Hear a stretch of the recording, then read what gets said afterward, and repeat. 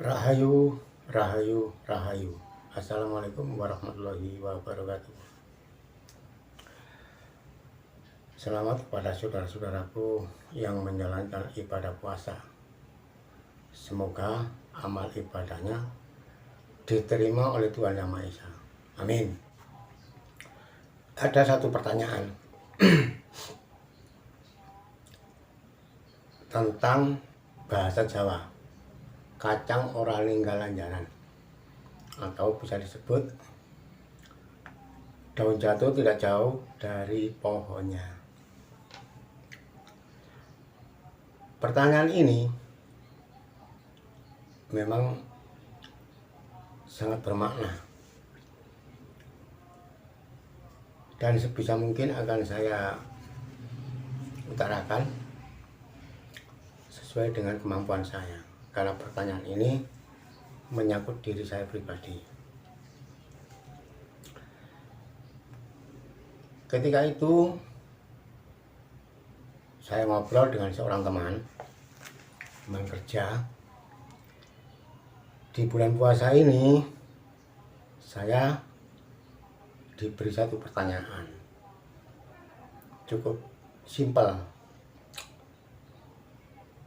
Pak, puasa apa enggak? Saya bilang tidak. Kenapa, Pak? Saya nggak kuat lapar.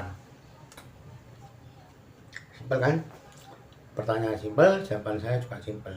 Nah, ternyata di situ dia mengutarakan kepandaiannya, kepintarannya, atau kemampuannya, yang mengatakan kalau saya nanti masuk neraka dan ya ada jaminan untuk masuk surga. Saya juga bilang terima kasih, saya masuk manapun saya sudah siap, karena neraka juga nerakanya Tuhan, surga juga surganya Tuhan. Bagi saya itu suatu kenikmatan. Di sisi lain ada orang bertanya lagi, Pak, saya nggak puasa. Loh, itu hak pribadi, Mas. Mau puasa mau nggak ada urusan. Terus apakah saya ada jaminan untuk masuk surga? Ada, karena surga disiapkan untuk manusia. Saya bilang gitu. Akhirnya dia asik nyantai ngobrol dengan saya. Saya jawab tentang hal-hal akhirat. Dan akhirat itu apa? Dia banyak pertanyaan dengan saya. Karena apa? Dari leluhur-leluhurnya memang basicnya bukan basic Islam, artinya agamanya lain. Jadi dia tidak pernah menjalankan ibadah puasa. Di situ ada rasa ketakutan, nanti kalau mati masuk neraka. Saya bilang, apakah neraka memang dibuat khusus untuk orang-orang yang nggak mau berpuasa? Kalau dalam bahasa Jawa, salepan atau teka-teki.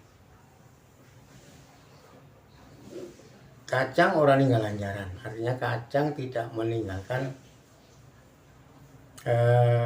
lanjaran. Lanjaran itu pohon bambu, ya, pohon bambu, rantingnya bambu yang memang ditanam biar kacangnya ini tidak roboh. Di situ artinya kalau orang tuanya dulu perbuatannya itu tidak baik, nanti akan menetes ke anaknya tidak baik, jadi turunan. Misalnya kalau orang tuanya itu jahat, anaknya juga akan menjadi jahat. Misalkan orang tuanya maling, yang pasti anak-anak juga terkena imbasnya, bisa dijauhi, bisa dibenci, ya, bisa dilaknat oleh orang-orang yang beragama. Tetapi bagi saya, Tuhan itu kan maha kasih, cinta kasih, Rahman Rahim. Siapapun itu dan apapun itu ciptaannya tetap dikasihi. tetap disiapkan surga bagi manusia. Apakah misalkan orang tuanya itu bajingan atau maling, anaknya akan menjadi maling. Nah, di sini kalau saya ngambil kesimpulan dari wayang yang berjudul Bimo Suci, kala itu Bimo Suci ingin dalam arti mengangkat derajat orang tuanya biar nggak masuk neraka, karena orang tuanya ini sudah dimasukkan neraka, yaitu Kawa Condrogimuko. Werkudara ini ingin mengangkat derajat orang tuanya, artinya mendem jero mikul dhuwur, artinya memendam yang dalam, mengangkat yang tinggi. Jadi bagi saya pribadi hanya satu titik dan hanya satu pedoman. Kalau orang tuanya, leluhurnya dulu itu jahat, misalnya maling, pencuri, rampok, atau pembunuh, atau apapun, tebusannya bagi anak atau cucu ini harus menerapkan cinta kasih itu. Jadi bukan terus anaknya harus jadi bajingan juga, bukan seperti itu. Bagaimana caranya? Ya anaknya ini harus akhlaknya benar-benar ditata, gitu. Tidak harus terus dibenci, tidak harus dijauhi. Oh itu anaknya maling, itu anaknya bajingan. Dulu nggak pernah puasa bapaknya, orang tuanya, pasti anaknya juga nggak berpuasa. Nggak seperti itu juga. Puasa bukan jaminan kok. Yang menjadi jaminan itu cinta kasih antara sesama, saling mencintai dan mengasihi di antara sesama. Jaminannya itu. Dan dari percakapan saya dengan teman saya tadi, dia juga mengorek saya, mengatakan bahwa saya ini kabur atau apa. Ya enggak apa-apa. Memang pengetahuannya dia di situ, enggak apa-apa. Saya sudah mengalami kok berbagai hal. Sudah mengalami perjalanan. Saya sudah mengalami bagaimana pahit getirnya perjalanan hidup di dunia. Enak nggak enak sudah saya alami semua. Intinya pada saat ini saya harus menerapkan rasa cinta kasih. Yang berpuasa monggo, yang tidak berpuasa juga monggo. Karena apa? Itu satu darah. Makanya dibilang saudara, satu darah. Mau sholat, mau tidak sholat, mau ke gereja nggak ke gereja, itu bukan urusan. Yang penting kita harus saling menjaga. Harus saling menjaga, mempererat tali persaudaraan. Intinya di situ aja. Jadi nggak harus misalnya orang tuanya bajingan, anaknya harus jadi bajingan, nggak harus juga. Nggak begitu. Makanya kalau orang berpuasa sehari penuh, mulai matahari belum terbit sampai matahari terbenam, pada saat maghrib kan berbuka. Sebetulnya berbuka itu juga ada maknanya. Kalau orang-orang Jawa dulu itu berbuka itu buko itu artinya bukalah, bukalah. Apa yang dibuka? Buka rasa kita, rasa kesadaran kita harus kita buka. Dalam ayat sudah jelas, orang-orang terdahulu itu sudah berpuasa, sudah diwajibkan berpuasa. Karena apa? Orang-orang terdahulu itu puasanya ingin mencari yang sesungguhnya, ingin mencari kebenaran, sehingga dia istilahnya tirakat, ya, menahan haus, menahan lapar, saking dia itu ingin ketemu sama Tuhan, bukan ingin ketemu sama makanan. Jadi bagi saudara-saudara, karena saya juga pernah mengalami, ketika saya menemukan satu kebenaran,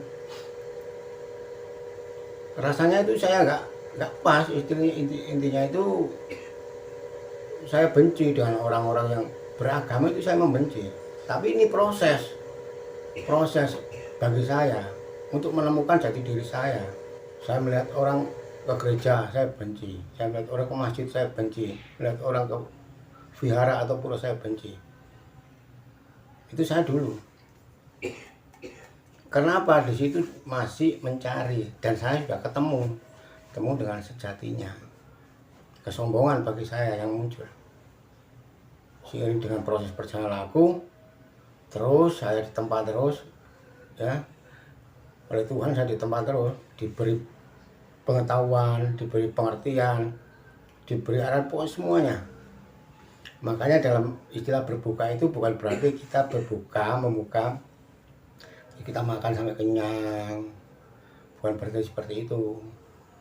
Karena yang berpuasa itu orang-orang terdahulu, para pelaku-pelaku spiritual ingin ketemu sama Tuhan, ingin ketemu sejatinya, kebenaran yang hakiki yang dia cari. Tetapi kalau orang-orang sekarang berpuasa yang dicari kan, ya bagaimana? Kalau sudah maghrib, yang paling banyak orang yang jual makanan. Kalau sekarang rata-rata yang diperbincangkan soal makanan, nanti buka makan apa, rata-rata kan begitu. Nah kita disuruh untuk membuka kesadaran itu. Artinya buka itu membuka kesadaran. Oh iya ya, apa sih artinya saya berpuasa ini? Apakah saya ingin nanti kalau mati masuk surga?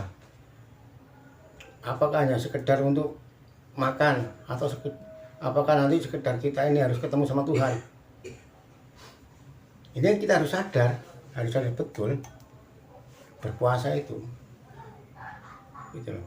Karena apa? Tujuannya ini mutlak, hanya satu tujuan orang berpuasa itu. Jadi nggak main-main. Kalau puasa ya harus sungguh-sungguhan, seperti yang saya ungkapkan di video saya yang dulu, yang kemarin. Kita harus membelenggu hawa nafsu kita. Kayaknya kita ini nggak lapar kayaknya, tapi menahan, ngempet, bahasa Jawa ini ngempet, ngempet luwe. Padahal yang memberi rasa lapar itu siapa sih? Kan juga Tuhan. Tuhan itu tidak pernah menyiksa atau menyengsarakan manusia. Tuhan itu inginnya manusia ini menikmati pemberiannya, menikmati kuasanya. Itu keinginan Tuhan. Apakah Tuhan mempunyai keinginan seperti itu? Ya kita harus bisa merasakan sendiri. Makanya berbuka itu maksudnya membuka rasa kita. Siapa yang menciptakan makhluk di dunia ini, kita harus paham. Nah, menggerakkan tubuh kita ini siapa? Dari percakapan tadi ya agak unik juga. Sebetulnya sampean itu ajarannya apa sih Pak? Saya ditanya gitu. Saya bilang saya ikut ajaran hidup. Hidup itu siapa? Hidup itu roh suci. Yang punya hidup maha suci. Ajarannya kayak apa? Ajarannya cukup simpel. Kita menerapkan cinta kasih, kita ngalah, ikhlas, legowo, rilo. Ajarannya cukup gitu. Nggak memusuhi sana, nggak memusuhi sini, karena semua itu saudara.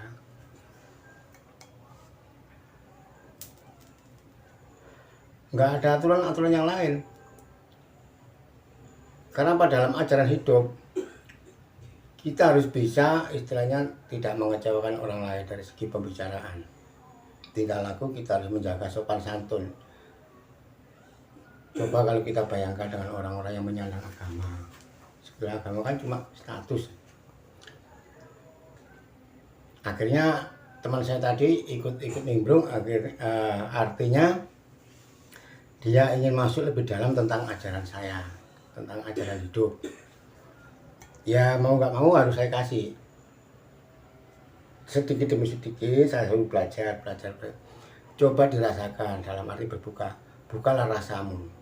Siapa yang menciptakan kamu, yang menggerakkan kamu, yang memberi makan kamu. Kamu kerja apa sih yang kamu cari?